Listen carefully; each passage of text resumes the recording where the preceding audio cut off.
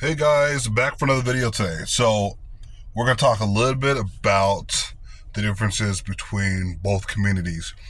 All around the world, it's kind of the same thing when it comes to black and white. There's just a big difference. Um, Whether you're in the United States, right, the UK, you name it, there's just such a stark difference. Both sides just don't get along that well. And for our example today, down in South Africa, there's a community called Orania. Um, that is a all-white community. Now they're having some issues with black government, mostly black government, down there. That's saying like, "Hey, you guys are a little too successful." So I think his name is Juiced Stridham, who was the leader of this all-white community. I listened to an interview not too long ago, and they were interviewing, and they were talking about, this community and all the innovations and the renovations they've done over the last 35, 40 years. It's fledgling, but it's still doing better than most communities.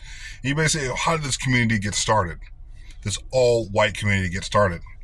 Well, the South Afrikaners purchased some land down there that was undesired by everybody else. Not even the prison system, military did not want to touch this land because it was so barren and such a wasteland. So they said, "Hey, we'll buy it. We'll buy this huge plot of land," and it's a sizable plot of land. I think, if I remember correctly, I don't want to get this wrong, but I think he said something about it being 355 acres of land. So that's a good chunk of land, right? So that chunk of land, nobody wanted it. Think about that. Nobody and their mother wanted this plot of land. These white South Afrikaners went down there and said, "We're going to purchase this land. And by the way, it's going to be all white Protestant community." So it's not really Catholics. They're saying that they have some things like they want to be autonomous. They want to be separate from everybody else. So they said that we're not trying to show ourselves as racist, but we're showing ourselves as wanting to be separate from blacks down there because of the violence and the tribalness. By the way, they have some of their main. They actually have, like, I think if I remember correctly, South Africa is one of the main countries that for all of its languages. Like for us, it's like English. And then you can learn Spanish, other things. Down there, they have like 12 languages down there that are like South Africa's main languages. Like these are some languages you learn in school. Now they have like 3 main ones. But you can learn certain things, right? They have like Dutch, they have French, they obviously have English. They have just other languages. They have Zulu and some other languages that I cannot pronunciate very well. But you get the picture. They have a lot of languages down there, all wrapped up into one culture, and everyone's has been divided for the longest time. The whites have been down there. They're the first ones that they came down there and just ransacked everything.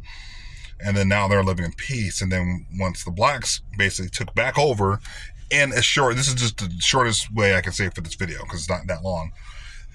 Blacks are saying, "Hey, now we're in charge, and now since you've brutalized us, we're going to brutalize you guys." And that's why there's been so many issues with white South Afrikaners being murdered. That's why Trump came in and said, "Hey, you guys come here, United States. We don't want anybody else. We don't want any other. You guys get the point." But they've had some issues. Now this little establishment called Orania is an all-white town.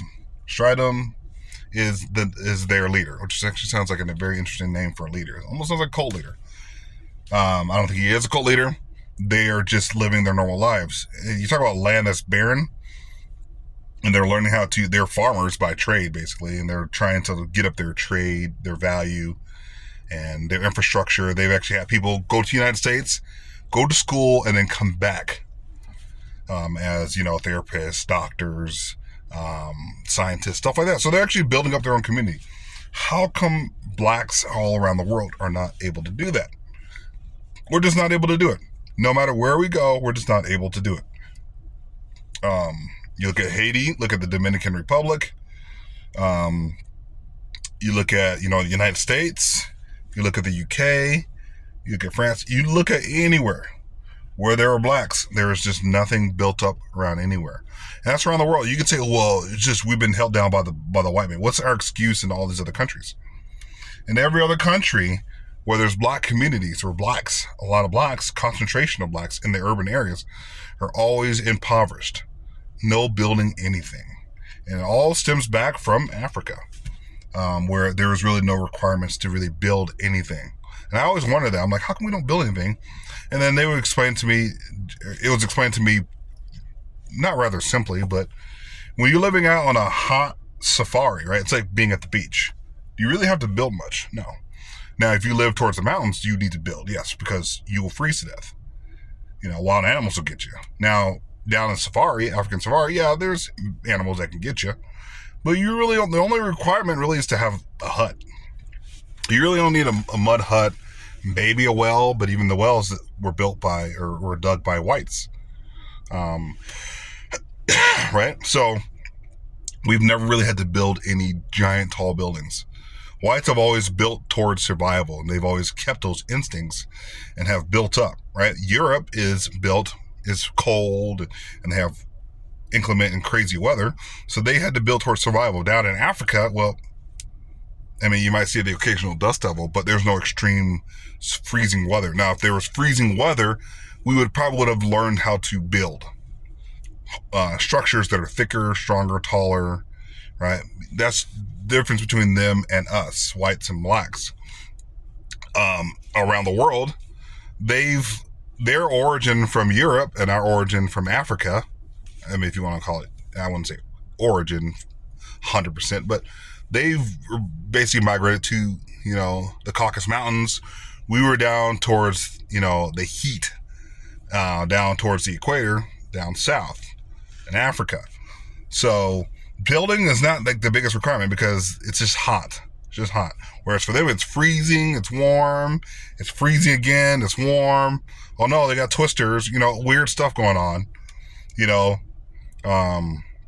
so they've had to protect themselves. They've had to build.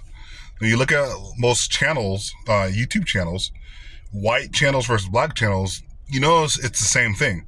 I can click on a white survival channel and learn how to, build an underground shelter or learn how to tie, over like 17 different knots or learn how to survive or, canoeing. Like they teach you how to canoe. They'll teach you how to, flip your boat over or how to get the water out of your boat. How to survive in the freezing cold, how to ice fish, how to do all of these things. I can go on and on. Well, these skill sets. Now, down in Africa, there's not really much for survival other than it's just really, really hot. Stay hydrated to a certain degree, but your skin kind of like absorbs some of that heat. You notice the animal, the tribal, the way they hunt is more, not prehistoric, but there's not much to survival other than living in a hut, having these bows and arrows, hunting monkeys and stuff like that. So it's not really much to their survival versus them up in Europe. It's like, oh crap, it's a giant tiger or a bear that's come after me. I need a shelter probably a little bit bigger and a little bit thicker. Oh no, the freezing weather. I need something a little bit bigger and a little bit thicker. So you're going to design chimneys. Chimney is as simple as that sounds. It's not as simple as it sounds. They need all these things to survive. So we just never renovated. That's why this community, Orania, they building on barren soil. Like there's nothing that can grow down there. But somehow they're building it up from infrastructure on up. And then you see the blacks getting upset. It's like when the white Afrikaner farmers were like actually tilling land and, planting crops and stuff like that. The blacks came down there and were like, we're taking this land. We're going to kill you guys and we're taking this land. So they took the land from the white Afrikaners, not in this community, but in that same general area. They took the land from the white Afrikaners and then the soil went to shit because it's got to be like rotated in my horrible not knowledge of farming. But the soil has to be like flipped. So you can't just plant every single year. Sometimes you actually have to take off a season and flip the soil, and you have to like some places are flipping, some places aren't. So you're just continuing on with that process. So some places they're going, other places are not. Blacks took it, killed everybody, or drove them out, and then the soil went to crap, and then they begged the white Afrikaners to come back. It's so embarrassing. So you see, and I can make a part 2 on the history of, between blacks and whites when it comes to survival, when it comes to the differences between the two of them. But, it's fairly obvious. So I'll make another part 2. All right, I'll talk to you guys later. Love you guys. Peace.